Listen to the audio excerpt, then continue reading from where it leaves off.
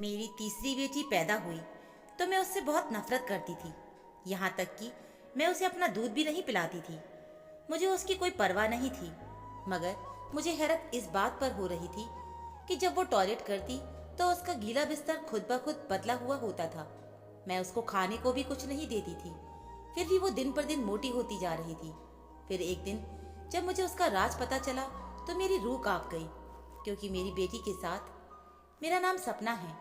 आज भी मुझे याद है, जब मेरी पहली बेटी पैदा हुई तब मैं कितनी खुश थी। वो मेरी और अमित की मोहब्बत की पहली निशानी थी। उसके आने से मुझे माँ का दर्जा मिला था। अमित को बेटी नहीं बेटा चाहिए था। उनका डर और अफसोस भी बिना वजह नहीं था, क्योंकि उनके घर में 30 साल की बहन की जिम्मेदारी थी। अभी उनकी बहन की दिमागी हालत ठीक नहीं थी और इसी वजह से उसका कहीं रिश्ता भी नहीं हो रहा था। और उनकी माँ इस बात को इतना सर पर उठाए हुए थी कि मेरा पति भी बेटी के नाम से ही डर गया था। मेरी एक के बाद एक दो बेटी पैदा हो गई थी, तो मेरे पति के साथ साथ मेरी भी हिम्मत टूट गई थी। मेरी और अमित की लव मैरिज थी। अमित के लिए मैंने हर रिश्ता नाता छोड़ दिया था। वो मेरी मोहब्बत ही नहीं, मेरा जुनून भी था। मैं उसको दुनिया की हर खुशी देना चाहती थी, पर कुदरत के हाथों मजबूर हो गई थी कि मेरी सिर्फ बेटियां ही पैदा हो रही थी, और जिसकी वजह से मेरा पति मुझसे दूर होने लगा था। मैं हर तरह की कोशिश करके उन्हें खुश रखना चाहती थी। मेरी सास भी अब अमित को मेरे खिलाफ भड़काती रहती थी कि तेरी बीवी तुझे बेटा नहीं दे सकती, इसलिए इसे तलाक देकर दूसरी शादी कर ले। इसी दौरान मैं तीसरी बार पेट से हो गई थी। मैंने अमित से कहा कि आप इस बच्चे के पैदा होने तक रुक जाएं। मुझे यकीन है कि इस बार बेटा ही होगा। बेटे की उम्मीद पर वो भी काफी खुश रहने लगे थे। मेरा बहुत ख्याल रखते थे। वक्त का पहिया चलता रहा और इंतजार के दिन खत्म हो गए। मेरी डिलीवरी के पूरे 9 महीने हो चुके थे। इस बार मुझे पूरा यकीन था कि मुझे बेटा ही पैदा होगा और मेरा घर टूटने से बच जाएगा। एक दिन मेरी तबीयत खराब हुई। मैंने अपनी सास को बताया। कुछ ही देर में उन्होंने अमित से कहकर गाड़ी मंगवाई और हम बच्चे के सारे सामान के साथ अस्पताल के लिए रवाना हो गए। वहां पहुंचकर मुझे लेबर रूम में ले जाया गया। अमित और मेरी सास बेसब्री से बाहर इंतजार करने लगे, पर अंदर पहुंचकर मुझे तकलीफ और ज्यादा बढ़ गई और फिर मैं बेहोश हो गई। पता नहीं कितने वक्त के बाद मुझे होश आया था। मैं अस्पताल के कमरे में लेटी हुई थी। मेरे पास कोई भी मौजूद नहीं था। मुझे लगा शायद मेरे बेटे के पास होंगे, पर थोड़ी देर के बाद एक नर्स मेरे पास आई। मैंने बच्चे का और बाकी घर वालों का पूछा तो उसकी आंखों में ऐसी चमक आ गई कि मुझे लगा अभी वो मुझे मेरे बेटे की खुशखबरी देगी, कि मगर उसके जवाब ने मेरे जमीन आसमान हिला दिए थे। उसने कहा कि तुमने एक चांद सी बेटी को जन्म दिया है। एकदम से मुझे मेरे सारे सपने टूटते नजर आए, जो मैंने अमित को दिखाए थे और खुद भी देखे थे। मेरे दिल की धड़कन बहुत तेज हो गई थी। मैंने नर्स से पूछा कि मेरा पति कहाँ है। उसने बताया कि वो तो कल से आए ही नहीं है। फिर मैंने पूछा मेरी सास कहाँ है। नर्स ने बताया वो भी 2 घंटे से रिक्शा लाने क्यों कहकर गई हैं, पर अभी तक वापस नहीं आई हैं। उस नर्स ने बच्ची को उठाकर मेरे सामने किया और कहा कि इसे दूध पिला दो। मेरा दिल नहीं चाह रहा था कि मैं नजर उठाकर भी उस बच्ची को देखूं। ये वही थी जिसने आज मेरा घर तोड़ दिया था। मैं जलते हुए दिल से गुस्से वाले नजर से उसकी तरफ देखने लगी। नर्स ने बिल्कुल सही कहा था। वो तो बिल्कुल चांद जैसी थी, पर शक्ल व सूरत से क्या होता है। बेटा तो बेटा ही होता है ना। नर्स ने बच्ची को मेरी गोद में लिटा दिया था। वक्त गुजर रहा था। अमित मुझसे दूर दूर रहने लगे थे। मेरे पास बहुत कम आते थे। वो मुझसे बहुत नाराज, लेकिन मैं क्या करती। बेटी को जन्म देना या बेटे को जन्म देना मेरे हाथ में तो नहीं था ना। अमित ना तो मुझसे ठीक से बात करते थे, ना ही मुझे कोई खर्चा देते थे। मेरा धैर्य अब जवाब दे चुका था। मैं अमित की बेरुखी बर्दाश्त नहीं कर पा रही थी। ये मनहूस बेटी तो वैसे भी मेरी आंख का तिनका थी। मैंने अब धीरे धीरे उसे अपना दूध पिलाना भी बंद कर दिया था। भूख की वजह से वो रोती तो एक बार उसे दूध पिला देती थी। उसका पेट भरता या नहीं, मुझे इस बात से कोई सरोकार नहीं था। मैं ज्यादातर उसको सुलाकर कमरे का दरवाजा बंद कर देती, ताकि ये रोए तब भी आवाज बाहर न आए।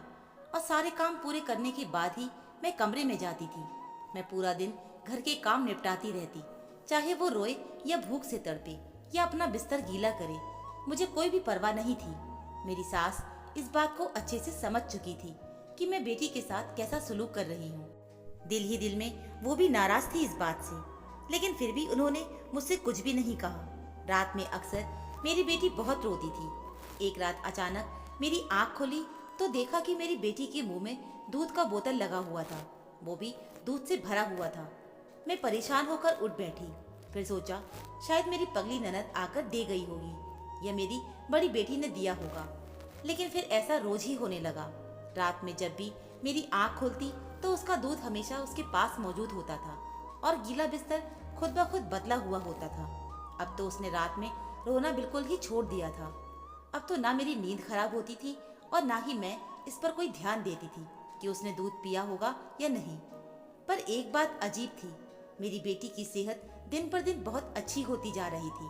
वो दिन पर दिन गोल मटोल होने लगी थी। मोटे होने की वजह से वो बहुत ही प्यारी दिखने लगी थी। वो इतनी खूबसूरत थी कि उससे निगाहें हटा पाना भी बहुत मुश्किल होता था। मेरी बाकी दोनों बेटियां भी बहुत खूबसूरत थीं, लेकिन ये तो कुछ ज्यादा ही खूबसूरत थी। मेरी बेटियों ने उसका नाम तारा रख दिया था, लेकिन उसकी इतनी खूबसूरती और उसका इतना मासूम चेहरा देखकर भी मुझे उस पर दया नहीं आती थी। मुझे उससे नफरत महसूस होती थी। इसकी जगह अगर मेरा बेटा हो जाता तो मेरे घर में आज बहुत खुशियां होती। मेरा पति मुझसे बहुत प्यार करता, लेकिन सिर्फ और सिर्फ इसकी वजह से मेरे और अमित के बीच दूरियां आ गई थी। अब वो थोड़ा बोलने भी लगी थी। उसकी आवाज सुनकर उसकी पागल बुआ और बहन उससे बातें करने चले आते थे, पर मैं कभी उसे कमरे से बाहर नहीं लाती थी। एक दिन काम में इतनी बिजी हो गई कि कमरे में आने की फुर्सत ही नहीं मिली। उस दिन कुछ मेहमान आए हुए थे। सारा दिन कमरे में जाना ही नहीं हुआ। रात को इतनी थक चुकी थी कि कमरे में पहुंचकर बस एक नजर उस पर डाली, लेकिन वो देखने में बिल्कुल भी भूखी नहीं लग रही थी। मैंने सुबह से उसको देखा भी नहीं था और ना ही दूध पिलाया था। मैं भी आते ही सो गई। रात के 2 बजे मेरी आंख खुली तो मुझे उसका ख्याल आया। वो शायद खेलते खेलते अकेले झूले में लेटे लेटे सो गई थी। उसके झूले के पास एक खिड़की भी थी जो उस वक्त खुली हुई थी। मैं जल्दी से उठी और उसके पास जाकर देखा, लेकिन वो बहुत ही प्यारे से कंबल में लिपटी सो रही थी। दूध का आधा भरा बोतल उसके पास पड़ा हुआ था, जिसको शायद उसने आधा पीकर खत्म कर दिया था। मैंने उस कंबल को छूकर देखा तो कंबल काफी महंगा लग रहा था, पर ये किसने लाकर मेरी बेटी पर डाला होगा ये समझ में नहीं आ रहा था। क्या अमित को तरस आ गया था? उस पर मैंने बहुत सोचा, पर मैं कोई नतीजा नहीं निकाल पाई। खिड़की और दरवाजे बंद किए और सो गई। सुबह अमित पर मेरी खास नजर थी कि कहीं ये बेटी के पास जाकर इसका ख्याल तो नहीं रख रहे, पर सारा दिन ऐसा कुछ महसूस नहीं हुआ। अमित उसके पास बिल्कुल भी नहीं जाते थे। अब मुझे थोड़ा डर लगने लगा था। आखिर ये सब हो क्या रहा था? मैं सारा दिन नजर रखती, कोई भी कमरे की तरफ जाता हुआ नजर नहीं आता था। तो फिर ये सब कौन कर रहा है? मेरी दूसरे नंबर की बेटी की आदत थी कि जब भी वो स्कूल से आती तो सबसे पहले अपनी बहन के पास आकर उसे देखती, उससे बातें करती, फिर आकर खाना मांगती थी। वो जैसे ही बहन के पास गई तो उसके झूले से एक खिलौना उठाकर बाहर ले आई। उसके बाहर आते ही उसकी दादी की नजर खिलौने पर गई। वो मेरी बेटी के हाथ से वो खिलौना छीनकर देखने लगी तो मेरी सास की आंखें फटी की फटी रह गई। उस खिलौने को दीवार के साथ रगड़कर देखने लगी। मैं गौर से अपनी सास को देख रही थी कि आखिर वो ये सब क्या कर रही है। मेरी सास मेरे पास आई और कहने लगी कि तेरी बेटी ये खिलौना कहाँ से लेकर आई है। मैं जानते हुए भी अनजान बन रही थी। मैंने कह दिया, अम्मा जी मुझे नहीं पता ये खिलौना कहाँ से लेकर आई है। मेरी सास बोली, अगर मेरी बूढ़ी आंखें धोखा नहीं खा रही हैं तो ये पक्का सोने का लगता है। मैं झटके से उठी और खिलौना सास के हाथ से लेकर देखने लगी। तभी मेरी सास कमरे में गई और चादर लेकर बाहर आई। खिलौना मुझसे लेकर चादर के कोने में बांधा और बगल में छिपाकर कहीं बाहर चली गई। मैं बैठी सोच में पड़ गई कि आखिर मेरी बेटी के पास ऐसी चीजें कहाँ से आ रही थी। कुछ देर बाद मेरी सास वापस आ गई और मुझे बताया कि मैं गली में जो सुनार की दुकान है वहां से खिलौना दिखाकर आई हूँ। ये सचमुच सोने का है। ये सुनते ही मेरे दिल और दिमाग सब सुन्न हो चुके थे। मैं बस बुत बनी सुनती जा रही थी और कोई जवाब ना दे सकी। बस इतना कह पाई कि अम्मा जी अमित को कुछ मत बताइएगा, नहीं तो वो कहेंगे कि बच्चियां चोरी करती हैं, वरना खिलौना मेरी छोटी बेटी के पास से मिला था। ये तो सिर्फ मैं ही जानती थी। मेरी सास की समझ में ये बात आ गई थी। उन्होंने शर्त रखी कि आधा सोना वो रखेंगी और आधा मुझे दे देंगी। मैं तो पहले ही बहुत डरी हुई थी, इसलिए उनकी शर्त मान ली और सोना आधा आधा कर लिया। सास ने अपना हिस्सा पागल बेटी के लिए छुपा लिया और मेरा हिस्सा सुनार के पास बेचकर मुझे पैसे लाकर दे दिए, क्योंकि खिलौना बहुत बड़ा और भारी था और काफी महंगा बिका था। मेरे हिस्से में 5 लाख आए थे। मैंने इतने पैसे जिंदगी में पहली बार देखे थे। पैसे लेते हुए मेरे हाथ कांप रहे थे, फिर भी पैसों की खुशी बहुत थी।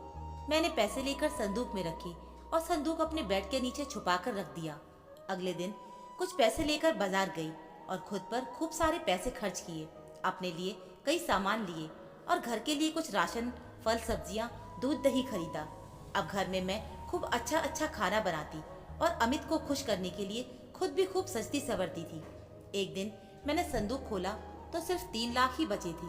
मुझे परेशानी होने लगी कि ये भी खर्च हो जाएंगे तो क्या करेंगे। फिर मैंने पति को 3 लाख ये कहकर दिए कि आप कोई छोटा मोटा बिजनेस शुरू कर लो, मैं आपको कारोबार शुरू करवाने के लिए कर्ज पर पैसे लाई हूँ। वो बहुत खुश हुए और मेहनत करने लगे और फिर भगवान की ऐसी कृपा हुई कि इन पैसों से किया गया बिजनेस खूब चल पड़ा। अब हमारे घर के हालात बहुत ही अच्छे हो गए थे, पर मेरे पति को अब भी बेटे की ख्वाहिश थी। वक्त का पहिया तेजी से चलता रहा। मेरी बेटियां बड़ी हो गईं और छोटी बेटी अब 10 साल की हो गई थी। वो मेरी बेटियों में सबसे प्यारी और खूबसूरत थी, पर मेरे दिल में अभी तक उसकी कोई जगह नहीं बन सकी थी। मेरे पति ने दूसरी शादी कर ली थी। मेरी सौतन के 2 बेटे हो गए थे और अमित भी अब उसी का होकर रह गया था। मेरी बाकी दोनों बेटियां अपनी पढ़ाई करने के लिए दूसरे शहर चली गई थी, पर मैंने अपनी छोटी बेटी को कभी स्कूल नहीं भेजा था, अपने पास रख लिया था। वो मेरी बहुत सेवा करती थी। अपनी दादी और अपनी पागल बुआ को अपने हाथ से खाना खिलाती, उसे नहलाती धुलाती, उसे बहुत खुश रखती थी। एक दिन मैंने देखा मेरी बेटी एक लड़के से बातें करने में बिजी थी। दोनों बहुत हंस रहे थे। वो लड़का बहुत ही स्मार्ट और खूबसूरत था, जैसे कोई राजकुमार हो। उस लड़के ने मेरी बेटी के हाथ पकड़ रखे थे। ये सब कुछ देखकर मैं गुस्से के मारे आग बबूला हो रही थी। अचानक उस लड़के की नजर मुझ पर पड़ चुकी थी। उसने मुझे ऐसी नजर से देखा कि मुझे देखने से ही डर महसूस हो रहा था। मेरी तो आवाज ही नहीं निकल रही थी। मैं जल्दी से उल्टे पांव वापस अपने कमरे में आ गई। पूरी रात मैं बुखार में तपती रही। ये सिर्फ उस पर नजर पड़ने का असर था। अगले दिन जब कुछ ठीक हुई तो मैं अपने एक जानने वाले बाबा के पास गई। मैंने बाबा को अपनी बेटी के बचपन से लेकर अभी तक की सारी बात बताई। फिर जो बाबा ने बताया वो मेरे होश उड़ाने के लिए काफी था। बाबा ने कहा, वो लड़का एक जिन्न है। जब तुम्हारी बेटी पैदा हुई थी, उसकी महबूबा की आखिरी सांसें चल रही थी। उसकी महबूबा को किसी फकीर ने अपने जादू से जलाकर मार दिया था। इस जिन्न को बहुत गुस्सा आया और उस फकीर को मारने ही वाला था। जब फकीर को लगा कि अब ये जिन्न मुझे मार डालेगा, तो फकीर ने कहा कि मुझे छोड़ दो, मैं तुम्हें बहुत ही जरूरी बात बताऊंगा। तब उस जिन्न ने उस फकीर को छोड़ दिया था। तब फकीर ने बताया कि तुम्हारी महबूबा की आखिरी सांस मेरी बोतल की कैद में है। जो इंसानी बच्चा इस दुनिया में पैदा हो रहा हो, उसकी पहली सांस लेने से पहले उस बच्चे के मुंह में उस सांस को भर देना, तो तुम्हारी महबूबा की चाल और शक्ल उस बच्चे में चली जाएगी और तुम्हें तुम्हारी महबूबा फिर से मिल जाएगी। और फिर इस जिन्न ने ऐसा ही किया। उस वक्त तुमने एक बेटे को ही जन्म दिया था, मगर उस दिन के बाद वो लड़की बन गई। मेरा बेटा उस जिन्न ने मुझसे छीन लिया था। मैंने सोच लिया था कि मैं अपने सारे दुखों का बदला उससे जरूर लूंगी, जिस तरह इसने मेरी खुशियां मुझसे छीन ली थी। मैंने अपने पति से कह दिया था कि अब मैं तारा की जिम्मेदारी और नहीं उठा सकती, इसकी शादी करना चाहती हूँ। मेरा पति बहुत हैरान हुआ। वो कहने लगा, ये तो छोटी है, इससे पहले 2 बेटियां हैं, उनकी शादी करने के बाद ही इसकी शादी करेंगे। पर मैंने साफ साफ कह दिया कि मुझे इसके चरित्र पर शक है, मैं इसे और नहीं संभाल सकती। ये सुनते ही मेरी बेटी बहुत दुखी नजर आ रही थी। वो बहुत ही उदास नजरों से मेरी तरफ देख रही थी। मेरे सामने हाथ जोड़कर कहने लगी, माँ, तू ऐसा कैसे कर सकती है? क्यों मुझे मेरे प्यार से दूर कर रही हो? मैं उसके बिना मर जाऊंगी। उसने मुझे पाने के लिए बहुत लंबा इंतजार किया है। फिर मैं मुस्कुराई और कहा, तेरे इस आशिक की ख्वाहिश मैं पूरी नहीं होने दूंगी। तू मेरी बेटी है और मैं ही तेरा फैसला करूंगी। वो चुप होकर खामोशी से मेरी तरफ देखती रही। मैंने उसे अपनी नजरों के सामने से जाने के लिए कहा तो गुस्से से कहने लगी कि माँ, ये सब ऐश आराम, पापा का कारोबार, बहनों की अच्छी पढ़ाई सब उसी की बदौलत है। आप अपने पहले वाले हालात याद कीजिए, आप बहुत पछताओगी, क्योंकि वो मुझे यहाँ दुखी नहीं रहने देगा, और वो गया तो सारे सुख भी आपसे छीन लेगा। आप फिर पहले जैसी गरीबों की जिंदगी जियोगी। मैंने तारा की बात नहीं मानी और जल्द ही उसकी शादी के लिए रिश्ते देखने लगी। एक जगह बात पक्की भी हो गई और आज लड़के वाले तारा को देखने आने वाले थे। आखिर तारा मजबूर होकर मेरा दिया हुआ जोड़ा पहनने के लिए कमरे में गई। काफी देर हो चुकी थी, वो बाहर नहीं आई। मैंने दरवाजा बजाया तो दरवाजा भी नहीं खुला, तो मैंने धक्का देकर कुंडी तोड़ दी। लेकिन अजीब बात यह थी कि दरवाजा अंदर से बंद था, कोई खिड़की रोशनदान भी नहीं था। फिर भी वो अंदर मौजूद नहीं थी। मैं समझ गई थी कि वो मेरी बेटी को ले गया और मेरे हाथ अब कुछ भी नहीं रहा था। बस सबको इतना ही कह दिया कि वो एक लड़के के साथ भाग गई है। उसके जाने के बाद हमारे हालात ऐसे बदले कि हम आसमान से जमीन पर आ गए। ना तो मेरी बेटियों की पढ़ाई पूरी हो सकी और ना ही पति का कारोबार आगे चल सका। हम सब एक दूसरे से लड़ते झगड़ते रहते थे। मेरी किसी को भी कोई परवाह नहीं थी। बस एक वही थी जो मेरी सेवा करती थी, मुझे दिल से प्यार करती थी, और आज वो नहीं थी मेरे पास। तो मुझे उसका एहसास हो रहा था। मैंने उस मासूम के साथ बचपन से ही बहुत गलत किया था और आज मैं बिल्कुल अकेली हो गई हूँ। मेरी दोनों बेटियों ने अपनी पसंद से शादी कर ली है। भगवान ने मुझे मेरे किए की बहुत बड़ी सजा दी है। अब मैं अपनी बेटी के लिए रोती और दुआ करती हूँ कि मेरी बेटी मेरी जिंदगी में वापस आ जाए। तो दोस्तों, उम्मीद है मुझे आपको मेरी ये कहानी ज़रूर पसंद आई होगी। कहानी सुनने के लिए आप सभी का बहुत बहुत धन्यवाद।